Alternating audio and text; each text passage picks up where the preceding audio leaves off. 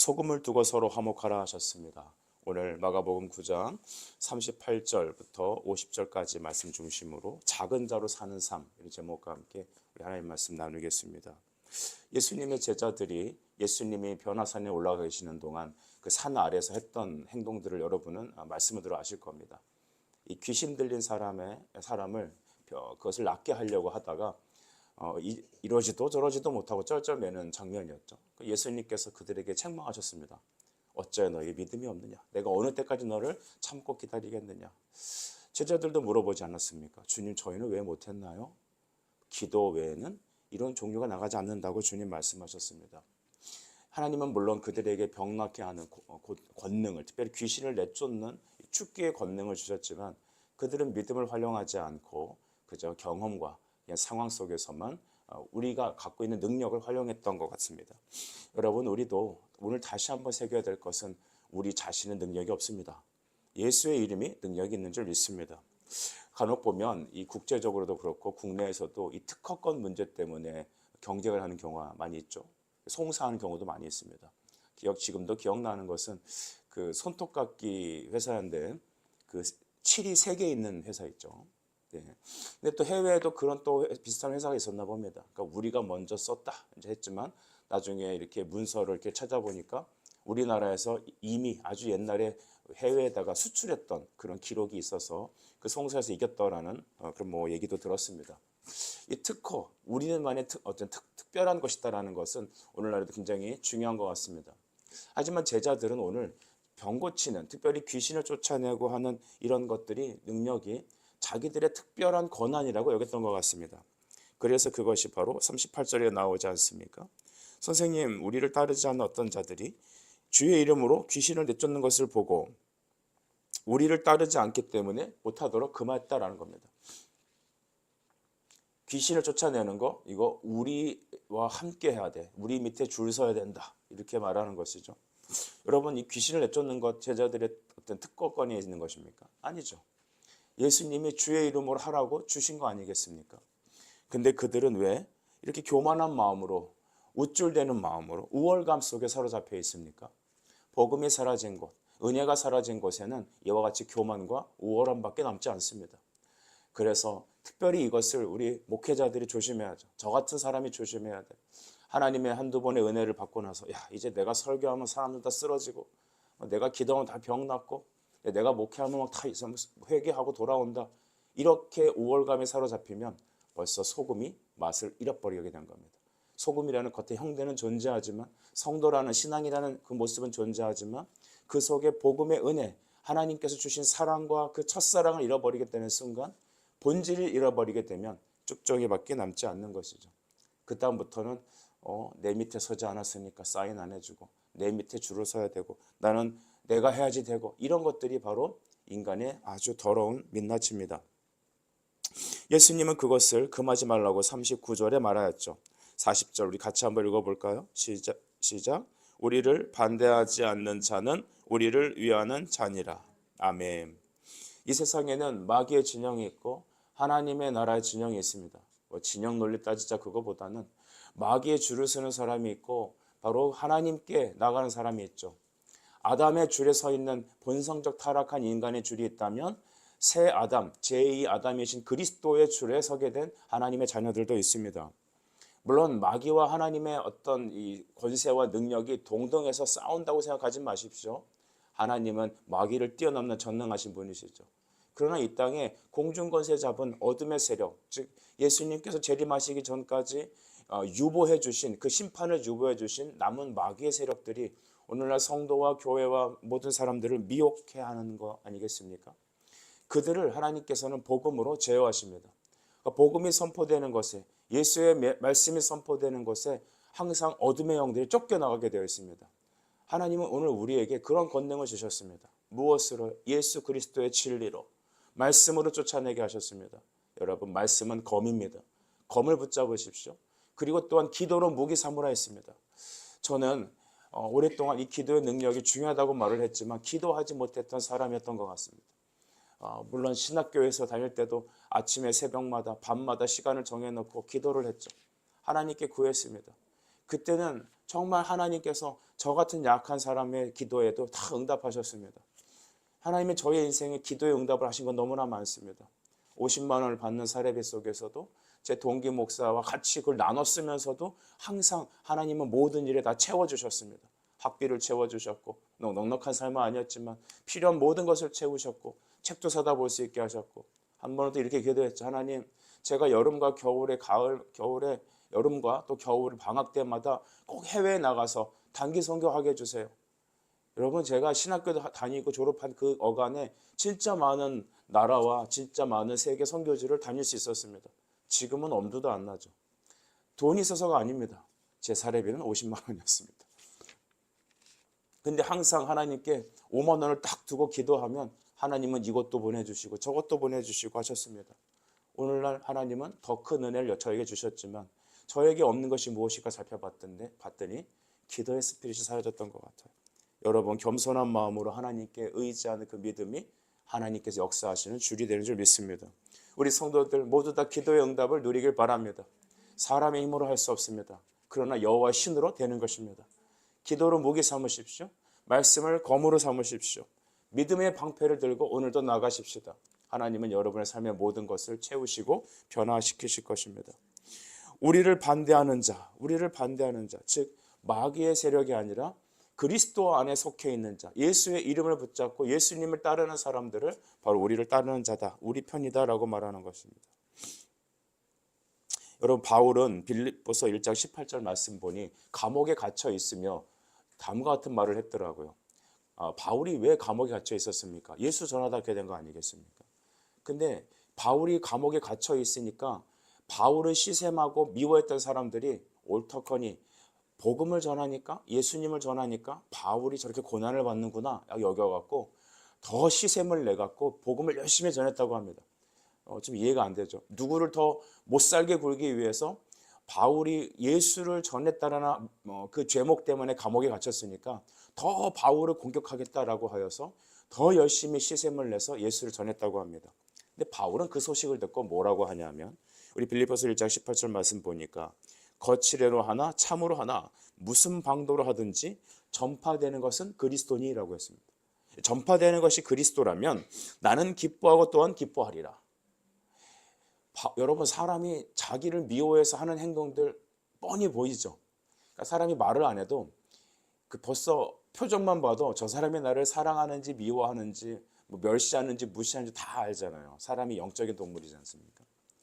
그래서 바울을 위해서 그렇게 악감정으로 복음을 전하는 것, 인간적으로 얼마나 괘씸하겠어요. 하지만 뒤에서 욕하는 소리만 들어도 막 밤잠을 못 자는 우리의 모습이라면 바울은 그것을 초월하는 겁니다. 나는 어째도 괜찮다는 것이죠.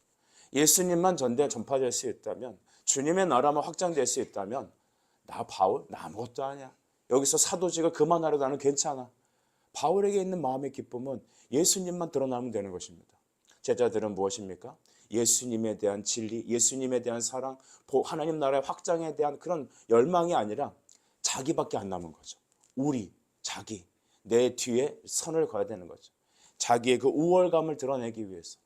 은혜가 사라진 곳은 항상 이렇게 변질된 우월감이 존재합니다. 예수님은 그것을 지적한 것입니다. 그래서 41절에 그리스도에게 속한 자라 하여 물 한 그릇이라도 주면 내가 진실로 너에게 이르노니 그가 결코 상을 잃어버리지 않으리라 했습니다. 여러분, 우리가 서로 돕고 섬기되 믿는 가정에게 더 힘써야 될 것입니다. 우리는 믿지 않는 가정들에게도 이 세상에도 우리가 그들을 긍휼히 여기고 우리의 어떤 재정과 물질과 시간을 흘려보내야 될 것입니다. 하지만 더 중요한 것은 믿음의 성도들을 향하여 더 깊은 사랑과 섬김이 있어야 합니다. 42절에 보니까 만약에 나를 믿는 이 작은 자 하나라도 실족하게 하면 연자맷돌을 그 목에 매어 바다에 던지는 게 낫겠다라고 했습니다. 오늘 예수님의 이름으로 귀신을 쫓아내는 그 제자들 말고 다른 무리들을 향하여 제자들이 선을 긋고 그들로 하여금 예수의 이름으로 죽게 하지 못하도록 제재하지 않았습니까? 너희들의 그 교만과 우월감 때문에 저 사람들이 만약에 이것 때문에 실족하고 그리스도의 이름을 사용하는 것을 금한다면 너희가 받을 그 행위에 대한 심판은 연자맷돌을 메어서 바다에 던지는 것 같다라는 겁니다. 이것은 다 피동사입니다. 그러니까 자발적으로 내가 스스로 목을 매갖고 던지는 자살하라는 의미가 아니라 네가 받을 심판이 이와 같이 중하다는 것을 말씀하고 있습니다. 여러분, 오늘 우리는 주님의 일을 한다고 하면서 예수님이 앞서지 않고 은혜가 사라졌을 때 나타나는 변질된 우리의 모습이 우월감이라고 말했습니다. 교만이라고 말했습니다. 우리 다 이런 상황에 놓이게 되어 있습니다. 왜 많은 목사님들이 정치에 뛰어들기만 하면 목회가 변질될까요? 처음에 성령으로 시작한 그 겸손한 모습은 어디 가버리고, 왜 여러분 교회가 커지고 물질을 만져지고 많은 사람들로부터 칭송을 받게 되면 왜 그는 변질됩니까? 왜 기라성 같은 하늘에 떠있는 별과 같이 아주 탁월했던 그 목회자들이 어찌하여서 세상에 욕을 먹고 초라한 모습으로 떨어지게 될까요? 그것은 복음이 변질됐기 때문입니다. 은혜를 상실했기 때문이죠. 예수님 오늘 그 모습을 우리에게 경고하고 있는 것입니다. 43절도 말하죠. 만일 내 발이 너를 범죄하게 하였거든 뭐 해버려라? 찍어버려라. 다리 저는 자로 영생에 들어가는 것이 두 발을 가지고 지옥에 던져지는 것보다 낫다. 여러분, 만약에 이걸 율법대로 말씀대로 요 글자 그대로 한다면 우리 중에 눈이 붙어 있는 사람이 누구고 이렇게 걸어올 수 있는 사람이 누가 있습니까? 집사님은 자유하십니까? 우린 없어요. 그러면 나만 하는 게 없습니다. 혀도 잘라야 되고. 근데 잘라버리라는 게 아니라 이것은 다 우리가 알죠. 죄의 근원을 말씀으로 회개함으로 잘라내라는 것입니다. 하나님을 미쁘시고 의로우셔요. 그래서 우리가 믿음으로 회개하면 하나님은 미쁘시고 의로우사. 미쁘시다는 것은 신실하시다는 겁니다. 산과 같이 언제나 하나님은 동일하게 우리의 회개를 받으신다는 것입니다. 여러분, 회개는 축복입니다. 여러분, 하나님의 말씀을 깨닫고 돌이키는 것 너무나 귀한 일입니다. 오늘 우리의 모습을 깨닫고 다시 회개하고 주께로 돌아가고 평생에 우리 안에 있는 모든 죄의 근원들이, 눈에 있는 근원과 손발로 있는 모든 죄의 근원들이 예수 이름으로 찢겨나가고 날마다 새 삶을 누리는 그런 우리 모든 성도들이 되어야겠습니다. 오늘 말씀의 49절에 보니 사람마다 불로서 소금치듯 함을 받으리라 라고 했습니다. 소금은 좋은 것이로되 만일 소금이 그 맛을 잃으면 무엇으로 이를 짜게 하리요? 너희 속에 소금을 두고 서로 화목하라 하시니라 했습니다. 소금은 좋은 것입니다. 선한 것입니다. 소금으로 비견되는 것은 그리스도의 교훈입니다. 진리입니다. 또한 우리에게 주신 그 첫사랑의 은혜들입니다. 말씀이 우리에게 주시는 그리스도의 그리스도인다운 삶. 그래서 그리스도인은 성령이 임하는 것이고 또 그 성령은 그리스도의 영 아니겠습니까? 로마서 8장에 그것이 아주 잘 나타나죠. 그리스도인은 그리스도의 영의 사람이고 그리스도의 영은 바로 그리스도가 보내신 영이다. 여러분, 그리스도, 그리스도연, 그리스도인. 여러분, 이가 다시 똑같은 연결고리가 있죠. 소금이라는 것은 바로 그 크리스천리티를 말하는 겁니다. 사람 됨, 그 됨을 말하는 거죠. 우리는 예수님의 사람들입니다. 제자입니다.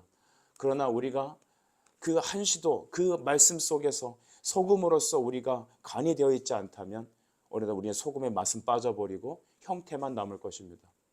저는 늘 경계하는 것이 그거죠. 우리의 예배가 형식적이 되지 않길 바랍니다. 찬 예배, 가난한 예배, 마음이 가난한 예배, 우리 심령을 깨트리는 하나님 앞에 부어드리는 그 여인의 그 간절한 기쁨의 예배가 우리 안에서 사라지지 말아야 합니다.